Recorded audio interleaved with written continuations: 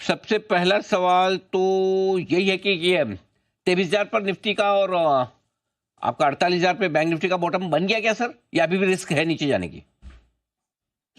फिलहाल के लिए 2000 पॉइंट निफ्टी की तेजी और 4000 पॉइंट बैंक निफ्टी की तेजी शुरू हो चुकी है। ये व्यू हमने 23,100 की जिस दिन निफ्टी आई थी उस दिन लिया और पब्लिकली भी शेयर।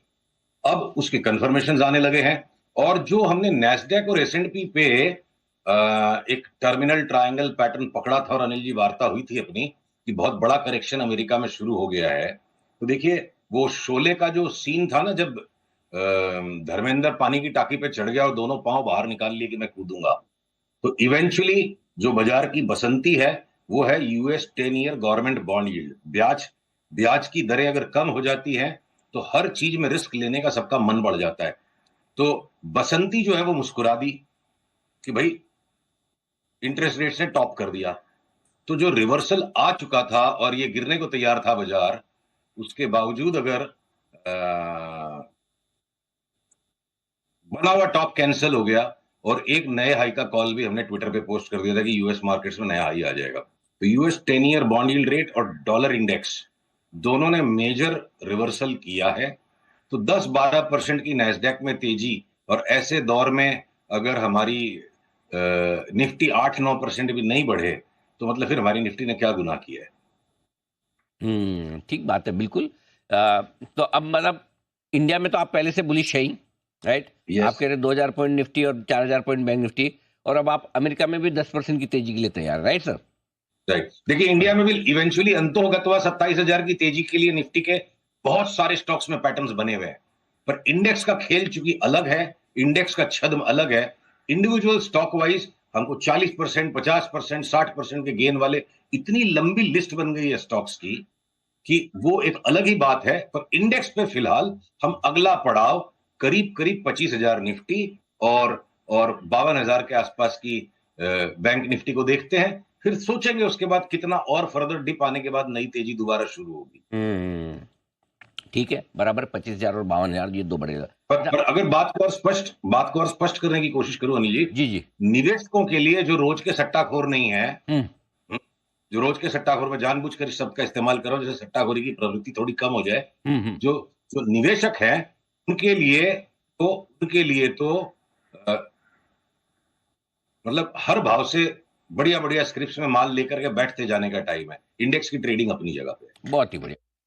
अच्छा, अब ये बताएं सर, क्या अदानी ग्रुप के शेयरों में व्यू बदलने का समय है? क्योंकि जिस तरह से ये हिंडनबर्ग की रिपोर्ट समापन समारोह है उनका, उसके बाद ये स्टॉक तेजी में, तो क्या यहाँ पर भी अब आप तेजी में है? दो बातें अनिल जी। चार्ट जो कहती है कि एक बार अडानी की कहानी जो थी कि भाई बहुत ही मंदा सा माहौल बना दिया था, वो चेंज होकर हो सकता है सरप्राइज ऑन द अपसाइड कर दे। और उसको हिंडनबर्ग से जोड़ना नहीं चाहूंगा मैं, उसके लिए मैं एक ही लाइन कहूंगा, और भी गम है जमाने में, पर क्या तकलीफ है मुस्कुराने में। तो इस वक्त अगर भाव से मुस्कुरा रही है चार्ट्स, तो मेरे को क्या तकलीफ है मुस्कुराने में। हिंडनबर्ग की वजह से मैं नहीं जोड़ूंगा। एक बार लगता है अडानी इंटरप्राइजेस वापस 2700 दिख जाए और ये सारे ही स्टॉक्स 20-30% फ्लेयर अप कर जाए, बट मैं उसको ओवर स्ट्रेच नहीं करना चाहता हिंडनबर्ग के साथ। आते, तो चलिए, ये बदलाव हुआ है। अब आइए, आप कह रहे हैं कि कई सारे स्टॉक है जो कह रहे हैं चीख चीख के कि हमें खरीदिए हमें खरीदिए। पहले लार्ज कैप से शुरुआत करते हैं, बड़े वाले कौन से हैं? अनिल जी, ये बात कहने के पहले एक महत्वपूर्ण बिंदु में रखना चाहूंगा। जी जी। आईटी को छोड़कर हम असमंजस में हैं कि क्या क्या लें। तो मतलब क्या लें की तो लिस्ट ऐसी कि सब कुछ ले लो, इसलिए सबसे ज्यादा जरूरी है आपके रिटेल निवेशकों के लिए कि बाजार में सबसे महत्वपूर्ण सवाल ये कितना लें।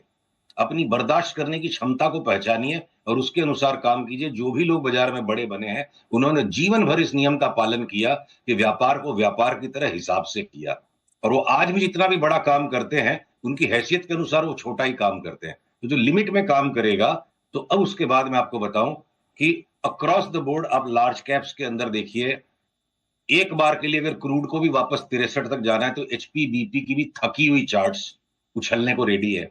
अब 3 से 6 महीने के अंतराल में अगर बात करें तो ओएनजीसी पे हमें पागल तेजी लगती है, रिलायंस पे हमें पागल तेजी लगती है।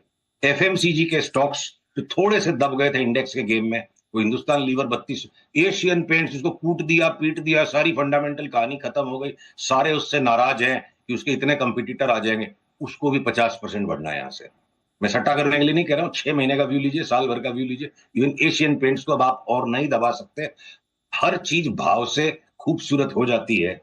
तो टाटा मोटर्स, वो ब्रिटिश पाउंड के साथ जो हमने उसका ट्रेड जोड़ा हुआ है, वो हमारी ऑटो में टॉप पिक है। टीवीएस मोटर्स उसके बाद है, इवन हीरो मोटोकॉर्प और बजाज जो सिर्फ रीबाउंड कर रहे हैं, वो भी 20-20% बढ़ जाएंगे तो कोई बड़ी बात नहीं है। तो Anil ji, across the board तेजी है।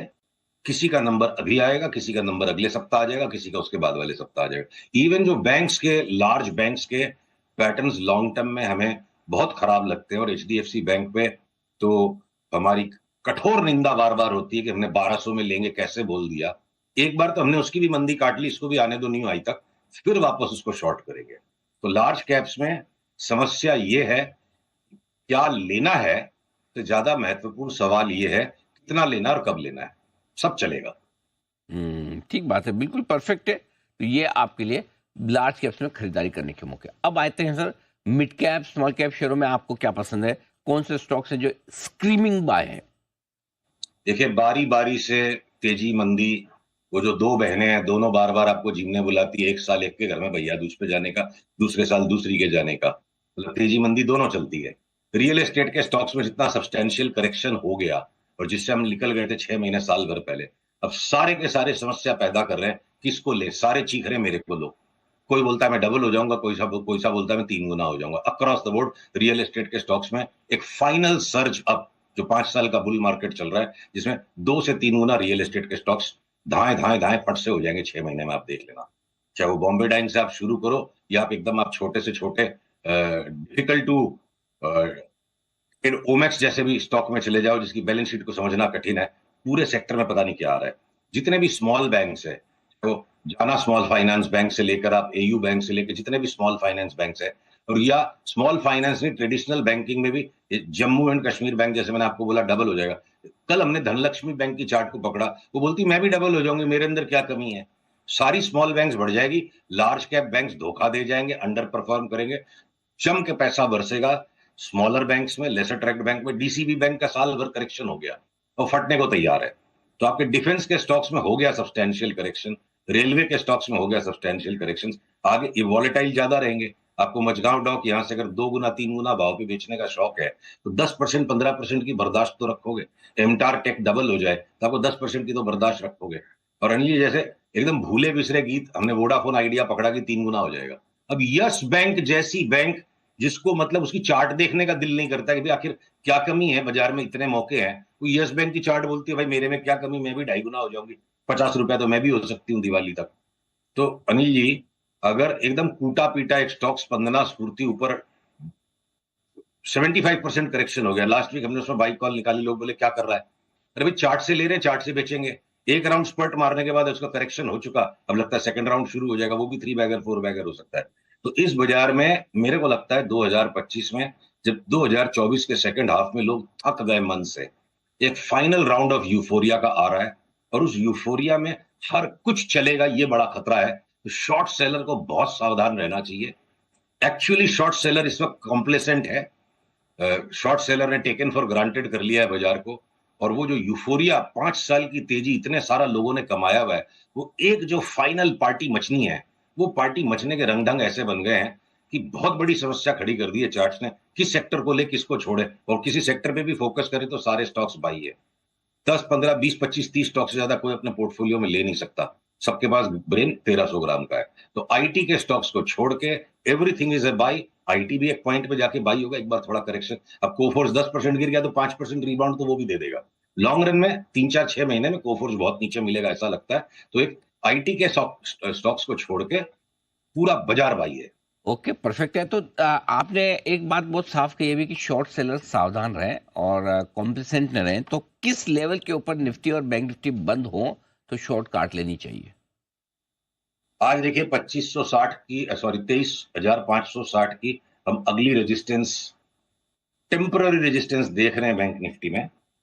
मतलब शॉर्ट सेलर क्या करे वो तो वो डिसाइड करे। 23,560 के ऊपर जिस दिन बैंक निफ्टी निफ्टी चली जाएगी, हम अपनी तेजी का सौदा डबल करेंगे, हम लिवरेज के साथ अनशंट पोजीशन ले लेंगे तब। तो अगर 500 बुल एग्रेसिव होगा तो वहां बेयर को फिर थोड़ी सी तो मूंछ को ट्रिम कर लेना चाहिए, अगर क्लीन शेवन नहीं भी हो तो। बात तो ठीक है। तेबिस 560 इसके ऊपर भरपूर तेजी और होती दिखेगी, ये मानना है।